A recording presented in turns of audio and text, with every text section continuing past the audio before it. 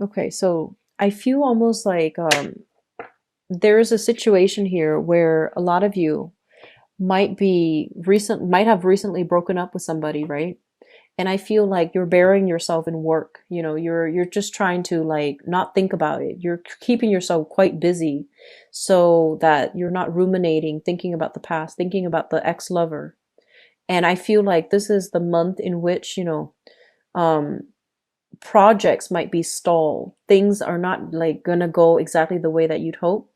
And because you are just like work, work, work to suppress these emotional urges, right? They're gonna manifest in a way where they might come up in the work environment. Okay, so manage your emotions in a way that's healthy. If something needs to be let out, if you need to vent, definitely find an outlet for it. Otherwise, it's gonna creep up on you very unexpectedly. It might make you irritable.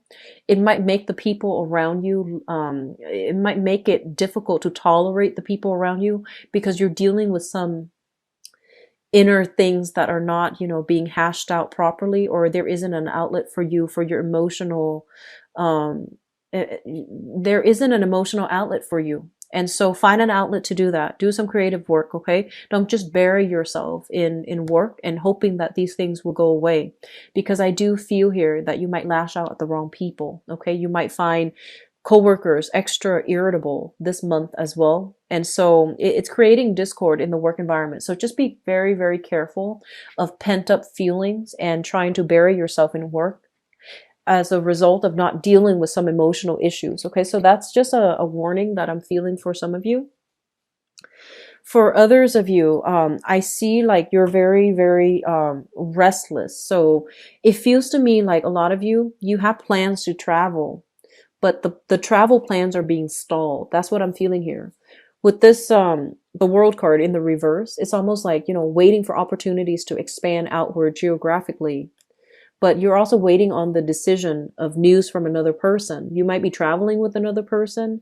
You might even be like making plans with another person. You might be traveling to promote specific projects, for example, and you're waiting for the green light. And I feel that, things need to be redone, revamped, revisited, redone overall. So as a result of that, you're waiting on decisions from other people. You're waiting for other people to wrap up their projects, and they're not able to do that on their own, or either that they're stalling because they want you to rush in and save the day. Okay. So I'm sensing some people are just like reneging on their responsibilities, not doing their fair share of the work because they're expecting you to come in and try to, pick up their slack. And I do sense that this has been an ongoing issue. Some of you might be dealing with coworkers that I feel like there's a lot of like idle chit chat and a lot of work that's unfinished because they're distracted. Okay. And so they're saying to be very, very patient on the work front. Okay. And especially don't do the work that other people are supposed to do. Okay. I feel like you're anxious to wrap things up, to finish up. You're anxious to get published. You're anxious to get things done. You're anxious to move on to new projects. And so it might just be easier because you have a lot of skills. It might just be easier for you to do the work for the other people because they're dragging their feet and they're slowing you down. But the important thing here is it's all about fairness, and it's all about, whose responsibility is that, and holding them accountable. So that means not enabling that behavior, and don't rush in to save the day. Okay. So that's just my advice overall when it comes to your work environment. It seems to me like that's the main source of contention in this spread. I'm feeling for some of you, there's just overwhelming need to just, want to get away, want to break out of your comfort zone, want to break out of your skin, want to break. Like, I'm feeling like possibly wanting to take a vacation, feeling a little bit burned out either from work or school or daily life or the minutia of everyday, the ins and out of every day, trying to sustain yourself. And I feel like financially, you want to take a big trip, but financially, you might not have the means to do that. And so you might be working overtime. You might be, in high demand in the work environment. And you might have a specific skill set where you're indispensable to your employer. And so they don't want you to leave just yet. And you're feeling a little bit frustrated here. It's almost like there might not be enough people working. So you're working a lot of overtime and you're doing a lot of work on top of that because of the employee shortage. Okay. So I feel like it's taking its toll on you. So they're saying, a lot more physical activities, especially if you're working in an office and you're like dormant all day. You might feel this irritable energy. If that's the case, you need to do a lot more physical activity, getting a lot more, of a lighter diet, but more like getting your metabolism up.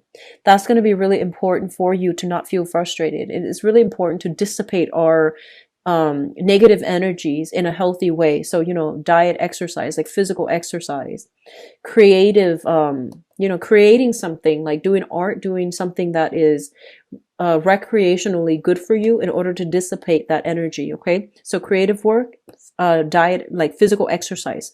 That's really important. I feel like you're working very late into the night. I see some of you are possibly like managers or like supervisors. You're called upon to train new staff. You have a lot of skills. You have a lot of things that you can contribute to this training session. And the people that you're training, they're not taking their job seriously. And it's frustrating, right? It's really frustrating when we are so serious and we're making a huge sacrifice with our time and the people that you're training.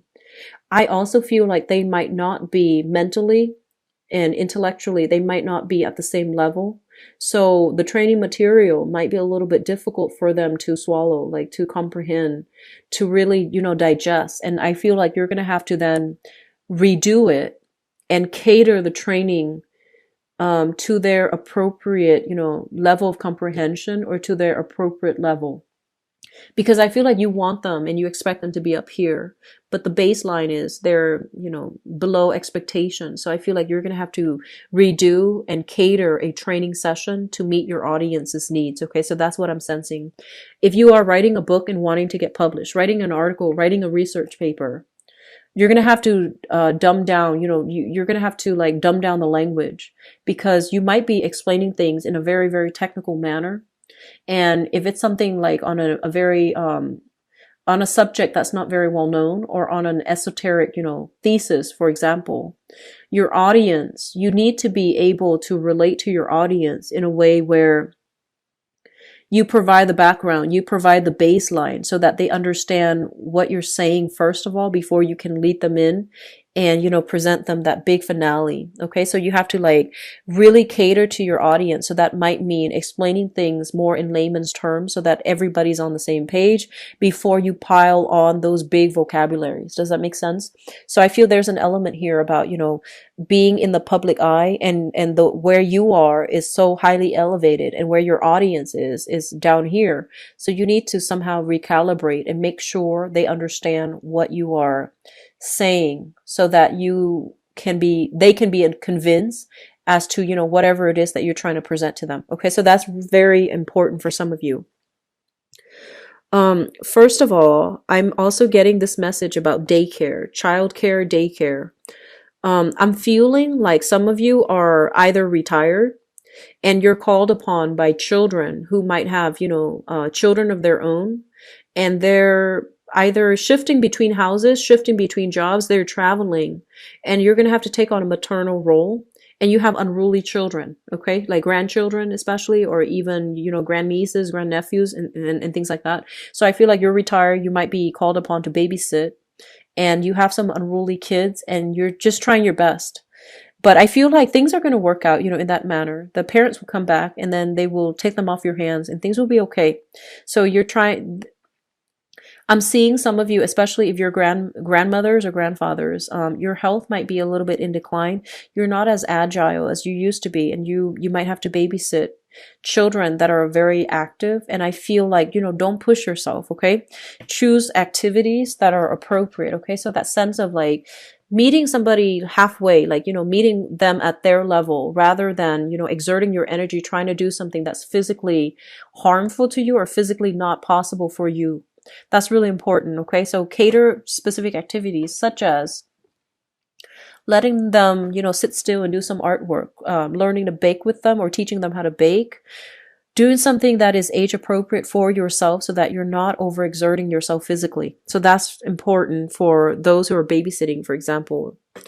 And I'm also feeling for those who are working, there are a lot of work demands, possibly a lot of overtime, and you are in need of a babysitter. If you have children, you're in need of childcare, you're in need of like some services that you feel like financially you might be even financially strapped and you can't really afford these services.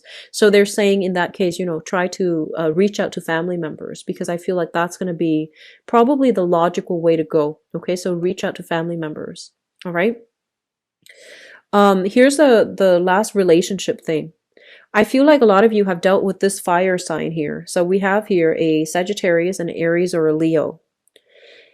Give me just a moment. I'm feeling like this is somebody you might have had children with, okay?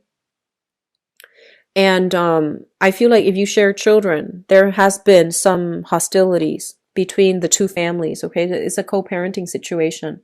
And I feel like there has been some hostilities. The other person might have like gotten into a new relationship, or they're trying to get married, or you yourself are trying to get married. And of course, with the third person into that, in that co-parenting situation, things are going to get complicated. So I feel like there is some disapproval here about, sharing children with somebody, and then that other person is trying to get married, or you are trying to get married, and there's disapproval coming through because for the children's safety. And I mean, the disapproval is coming through as an issue of the child's safety, the child's well-being. But that's not the case. I feel like that's more of it's like a false argument that somebody is putting on the table, but I feel like it has nothing to do with the child's safety. It has more to do with, somebody not wanting their ex to move on, somebody wanting to have control over who their ex gets to date or who to bring into the picture. So I feel like you're contending with that, like co-parenting, as you're trying to move on with your life, or the partner is trying to move on with theirs, or the ex-partner is trying to move on with theirs, and there's like disapproval as to who the old person is dating. Okay, so I feel like that element coming through. I'm seeing quite a bit of blockages here. I'm also feeling as if, I feel like there's just a situation overall where you want to pick your battles. That's what it feels like to me. You want to pick your battles, and especially if problems have arisen in the past where they're irrevocable, like they're irreversible, decisions that have been made and, finalized on. I feel almost like it's a custody issue. And I feel that, the parent and the child, the co-parent, whoever you're sharing children with, and whoever you're sharing custody issues with, they're kind of like trying to switch up the terms of their agreement. And I feel like it's creating quite a bit of disruption in your own life. Okay, so you want like the custody issue to be, set in stone so that you can plan your life, you can plan your work situation, but they're switching things up. So I feel like there's annoyances coming in from that, in that regards. Okay. I do sense as well, there's some new revelations coming through in the work environment. Somebody might be leaving the work environment, which creates more work for everybody that's left behind.